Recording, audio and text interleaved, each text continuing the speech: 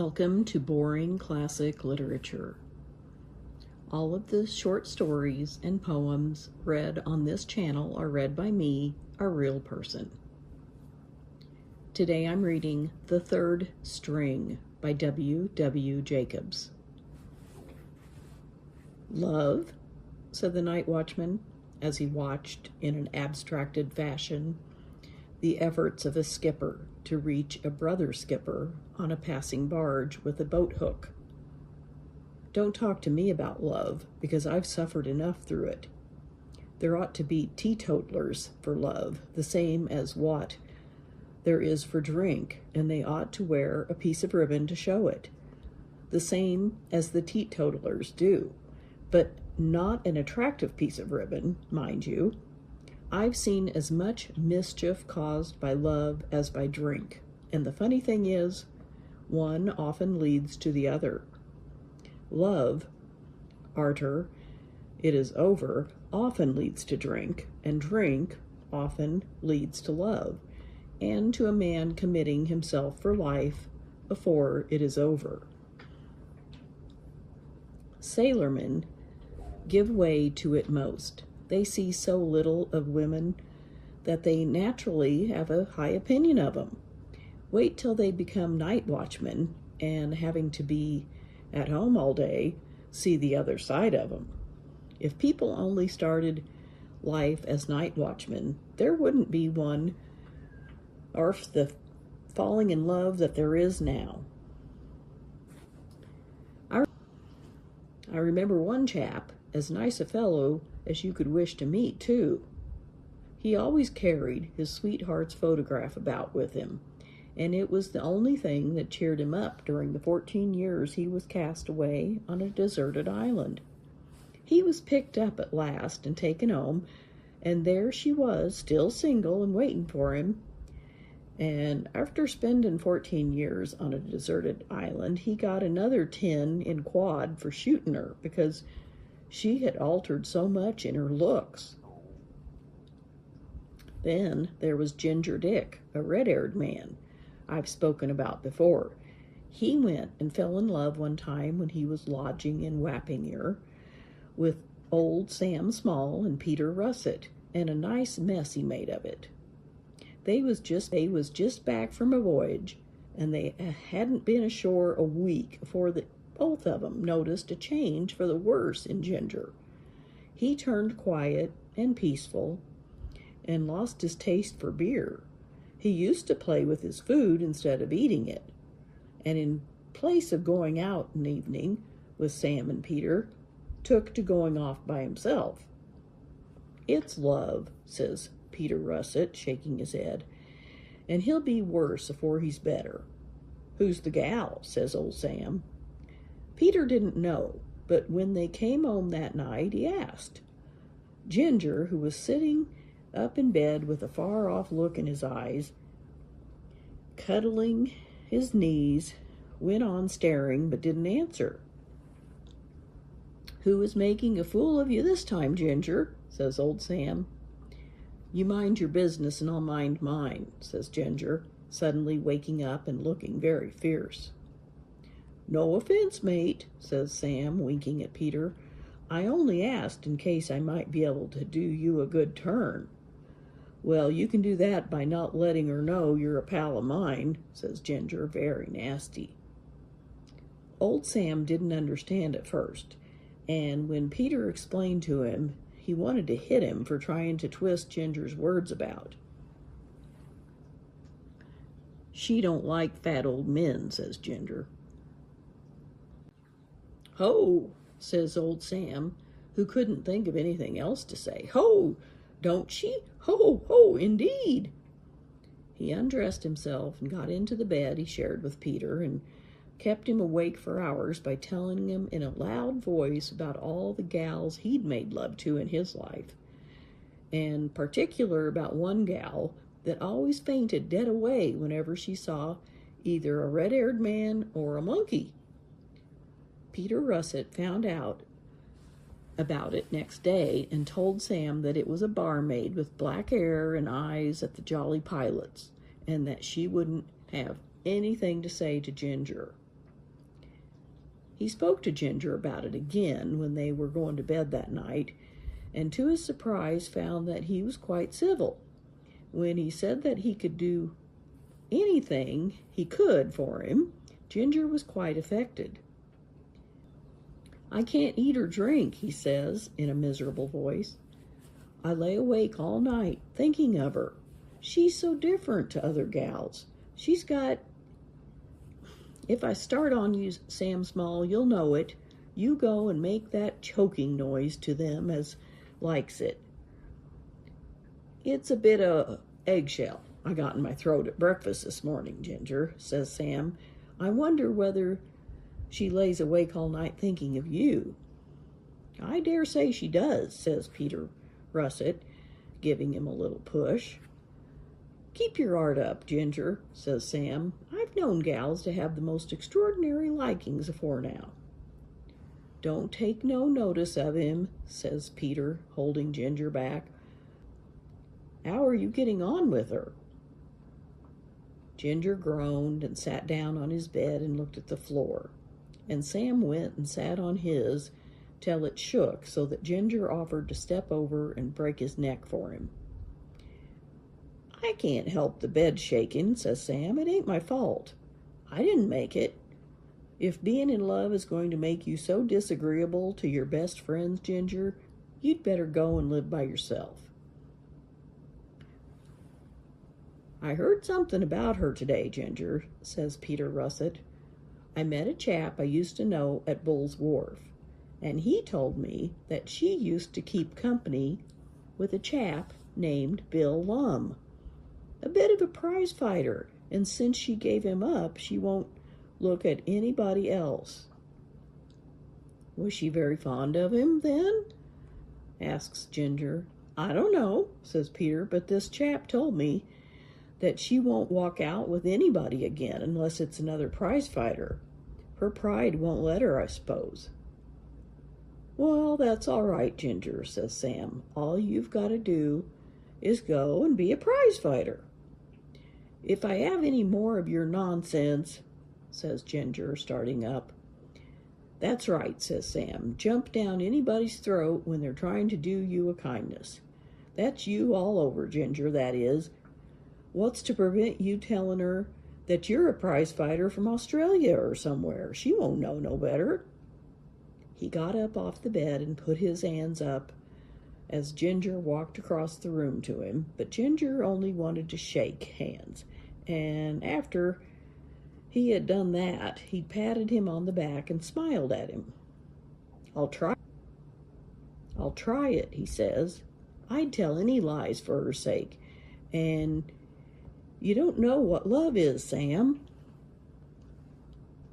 "I used to," says Sam, and then he sat down again and began to tell him all the love affairs he could remember, until at last Peter Russet got tired and said it was hard to believe, looking at him now, what a perfect terror he'd been with the gals, and said that the face he'd got now was a judgment on him. Sam shut up after that and got into trouble with Peter in the middle of the night by waking him up to tell him something that he had just thought of about his face. The more Ginger thought of Sam's idea, the more he liked it, and the very next evening he took Peter Russet into the private bar of the Jolly Pilots. He ordered port wine, which he thought seemed more high class than beer, and then Peter Russet started talking to Miss Tucker and told her that Ginger was a prize fighter from Sydney, where he'd beat everybody that stood up to him. The gal seemed to change toward Ginger all in a flash, and her beautiful black eyes looked at him so admiring that he felt quite faint. She started talking to him about his fights at once, and when at last he puckered up courage to ask her to go for a walk with him on Sunday afternoon, she seemed quite delighted. "It'll be a nice change for me," she says, smiling. "I used to walk out with a prize fighter once before, and since I gave him up, I began to think I was never going to have a young man again. You can't think how dull it's been." Must have been, says Ginger. I suppose you've got a taste for prize fighters, miss, says Peter Russet. No, says Mrs. Tucker, I don't think that's it exactly, but you see, I couldn't have anybody else, not for their own sakes. Why not, says Ginger, looking puzzled. Why not, says Miss Tucker. Why, because of Bill. He's such a horrid, jealous disposition. After I gave him up, I walked out with a young fellow named Smith. Fine, big, strapping fellow he was, too, and I never saw such a change in any man as there was in him after Bill had done with him. I couldn't believe it was him. I told Bill he ought to be ashamed of himself. What did you say? Asked Ginger. Don't ask me what he said Miss Tucker, tossing her head, not liking to be beat. I had one more try with a young fellow named Charlie Webb. What happened to him? Says Peter Russet, after waiting a bit for her to finish. I can't bear to talk of it, says Miss Tucker, holding up Ginger's glass and giving the counter a wipe down. He met Bill, and I saw him 6 weeks afterward, just as he was being sent away from the hospital to a seaside home. Bill disappeared after that.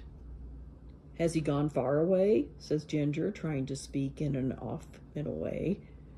Oh, he's back now, says Miss Tucker. You'll see him fast enough, and whatever you do, don't let him know you're a prize fighter. Why not? Says poor Ginger. Because of the surprise it'll be to him, says Miss Tucker. Let him rush on to his doom. He'll get a lesson he don't expect, the bully. Don't be afraid of hurting him. Think of poor Smith and Charlie Webb.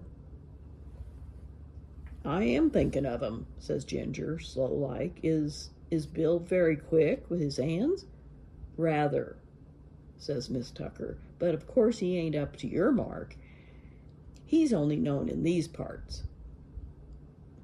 She went off to serve a customer, and Ginger Dick tried to catch Peter's eye, but couldn't, and when Miss Tucker came back, he said he must be going. Sunday afternoon at 3:15 sharp, outside here, she says. Never mind about putting on your best clothes, because Bill is sure to be hanging around.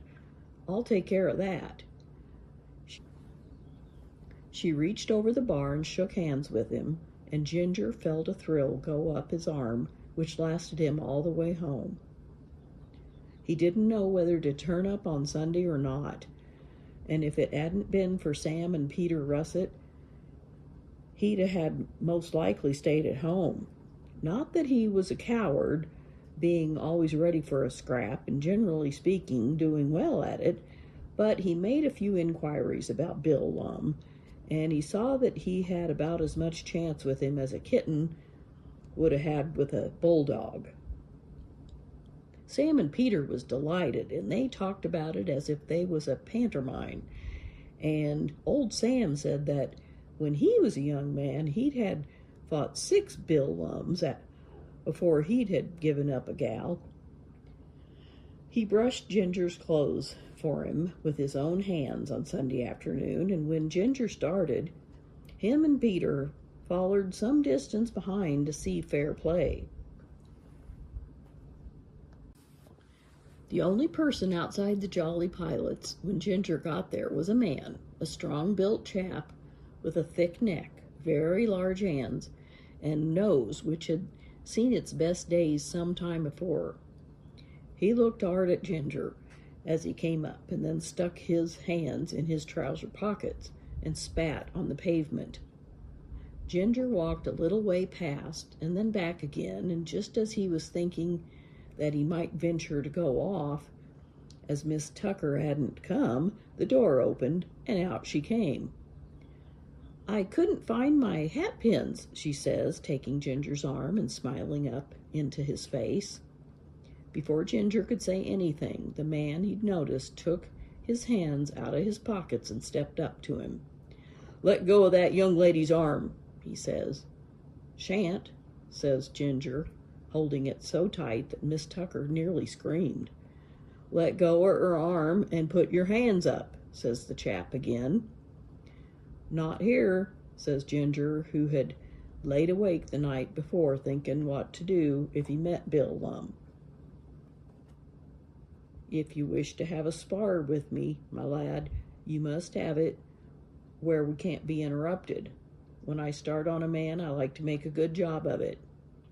Good job of it, says the other, starting. Do you know who I am? No, I don't, says Ginger, and what's more, I don't care. My name, says the chap, speaking in a low, careful voice, is Bill Lum. What a horrid name, says Ginger. Otherwise known as the Whopping Basher, says Bill, shoving his face into Ginger's and glaring at him. Oh, says Ginger, sniffing. Amateur.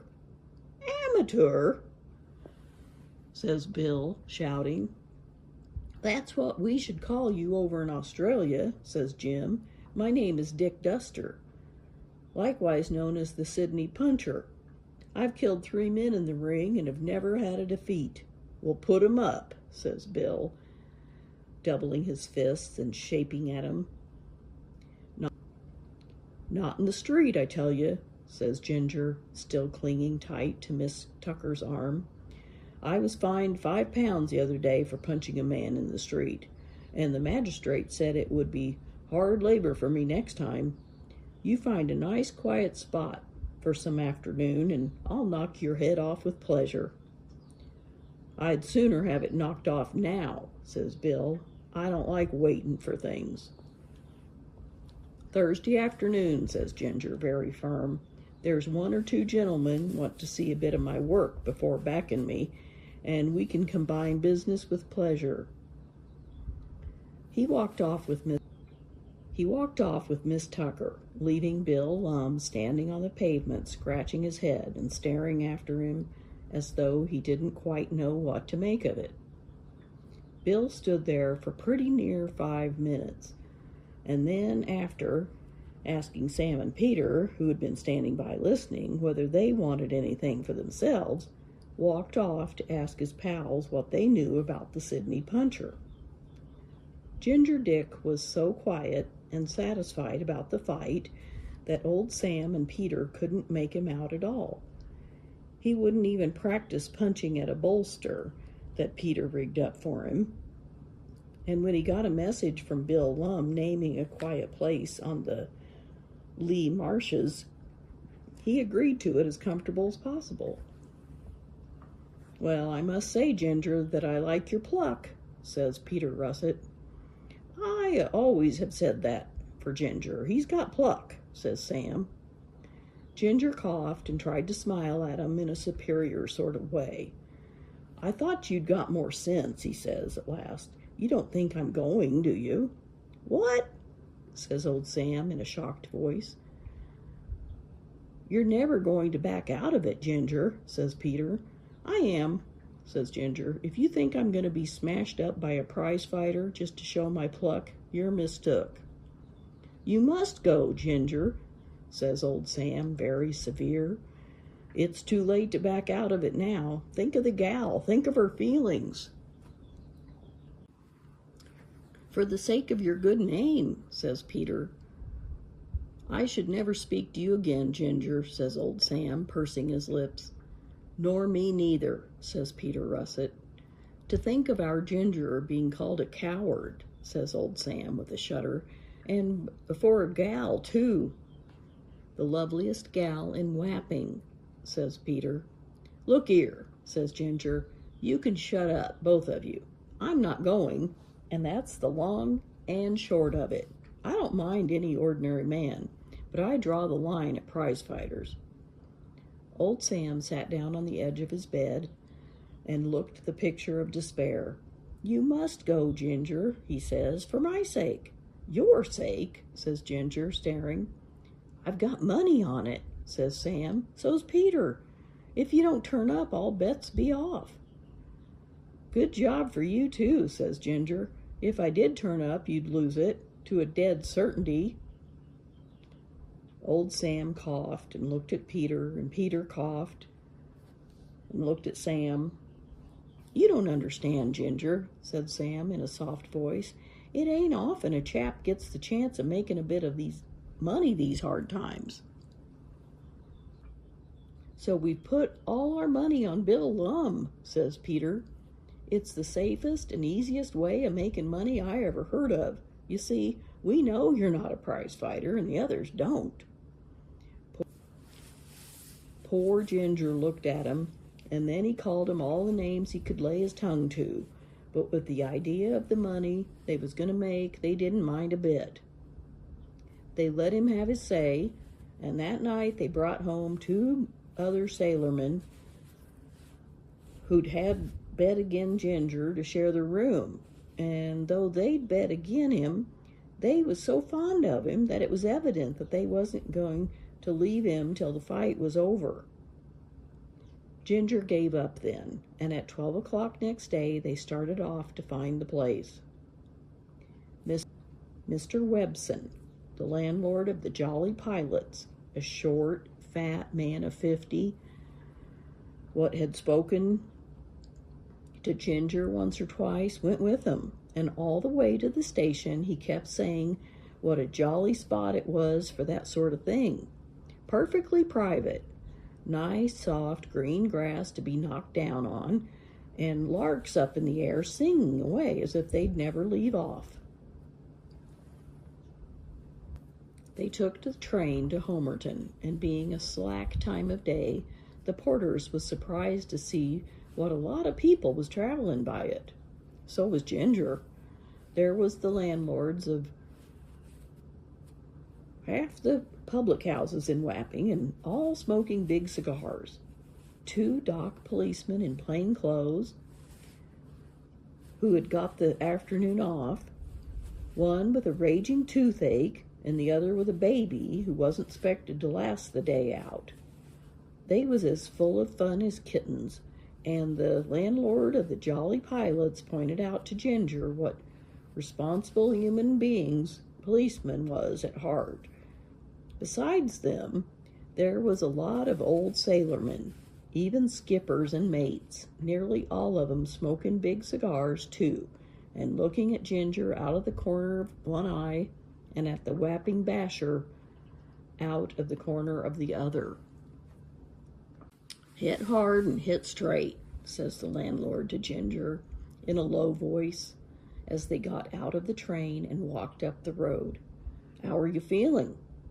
"I've got a cold coming on," says poor Ginger, looking at the Basher, who was on in front, "and a splitting headache and a sharp pain all down my left leg. I don't think—" "Well, it's a good job it's no worse," says the landlord. "All you've got to do is hit hard. If you win, it's 100 pounds in my pocket, and I'll stand you a $5 of it. Do you understand?" They turned down some little streets, several of them going different ways, and after crossing the River Lee, got onto the marshes, and as the landlord said, the place might have been made for it. A little chap from Mile End was the referee, and Bill Lum, having peeled, stood looking on while Ginger took his things off and slowly and carefully folded them up. Then they stepped toward each other, Bill taking longer steps than Ginger, and shook hands. Immediately after which, Bill knocked Ginger head over heels. "Time" was called, and the landlord of the Jolly Pilots, who was nursing Ginger on his knee, said that it was nothing at all, and that bleeding at the nose was a sign of health. But as it happened, Ginger was that mad he didn't want any encouragement. He only wanted to kill Bill Loom. He got 2 or 3 taps in the next round, which made his head ring, and then he got home on the mark and followed it up by the left-handed punch on Bill's jaw that surprised them both. Bill, because he didn't think Ginger could hit so hard, and Ginger because he didn't think that prize fighters had any feelings. They clinched and fell that round, and the landlord patted Ginger on the back and said that if he ever had a son, he hoped he'd grow up like him. Ginger was surprised at the way he was getting on, and so was old Sam and Peter Russet. And when Ginger knocked Bill down in the 6th round, Sam went as pale as death. Ginger was getting marked all over, but he stuck to his man, and the 2 dock policemen who'd put their money on Bill Lum began to talk of their duty and say as how the fight ought to be stopped. At the 10th round, Bill couldn't see out of his eyes and kept wasting his strength in the empty air, and once on the referee. Ginger watched his opportunity, and at last, with a terrific smash on the point of Bill's jaw, knocked him down and then looked around for the landlord's knee. Bill made a game, tried to get up when time was called, but couldn't, and the referee, who was holding a handkerchief to his nose, gave the fight to Ginger. It was the proudest moment of Ginger Dick's life. He sat there like a king, smiling horribly, and Sam's voice, as he paid his losings, sounded to him like music, in spite of the words the old man see fit to use.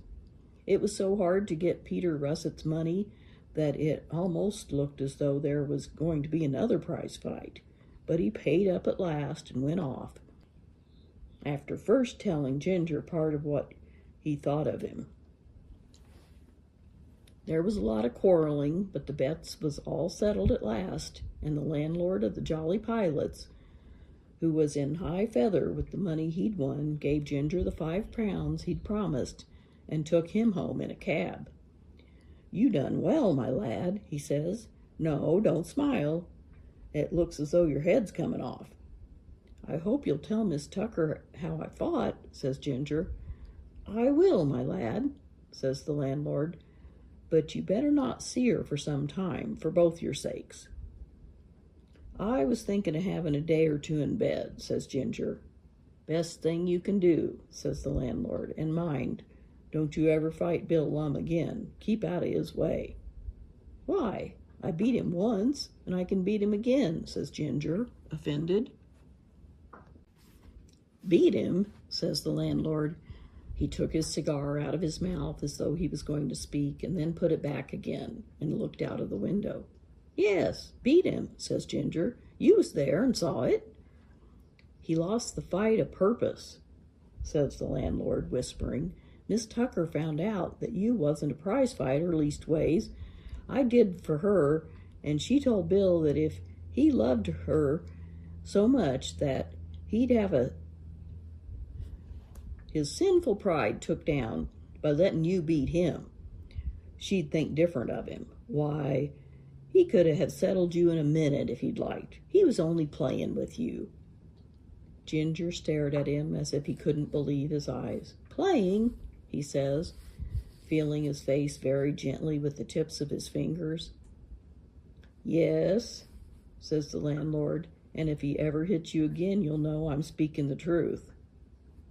Ginger sat back all of a heap and tried to think. "Is Miss Tucker going to keep company with him again, then?" he says in a faint voice. "No," says the landlord. "You can make your mind easy on that point." "Well, then, if I walk out with her, I shall have to fight Bill all over again," says Ginger. The landlord turned to him and patted him on the shoulder. "Don't you take up your troubles before they come, my lad," he says kindly, "and mind and keep what I've told you dark for all our sakes." He put him down at the door of his lodgings, and after shaking hands with him, gave the landlady a shilling and told her to get some beefsteak and put on his face, and went home. Ginger went straight off to bed, and the way he carried on when the landlady fried the steak before bringing it up showed how upset he was. It was over a week before he felt he could risk letting Miss Tucker see him, and then at 7 o'clock one evening he felt he couldn't wait any longer, and after spending an hour cleaning himself, he started out for the Jolly Pilots. He felt so happy at the idea of seeing her again that he forgot all about Bill Lum, and it gave him quite a shock when he saw him standing outside the pilot's. Bill took his hands out of his pockets when he saw him and came toward him. "It's no good tonight, mate," he says, and to Ginger's great surprise shook hands with him. "No good?" says Ginger, staring. "No," says Bill. "No," says Bill. "He's in the little back parlor like a whelk in his shell, but we'll have him sooner or later." "Him? Who?" says Ginger, more puzzled than ever. "Who?" says Bill. "Why, Webson, the landlord." "You don't mean to tell me you ain't heard about it?" "Heard what?" says Ginger. "I haven't heard anything. I've been indoors with a bad cold all week." "Webson and Julia Tucker was married at 11 o'clock yesterday morning," says Bill Lum in a hoarse voice. "When I think of the way I've been done and what I've suffered, I feel half crazy. He won 100 pounds through me and then got the gal I let myself be disgraced for. I had an idea some time ago that he'd got his eye on her." Ginger Dick didn't answer him a word. He staggered back and braced himself up against the wall for a bit, and after staring at Bill Lum in a wild way for pretty near 3 minutes, he crawled back to his lodgings and went straight to bed again.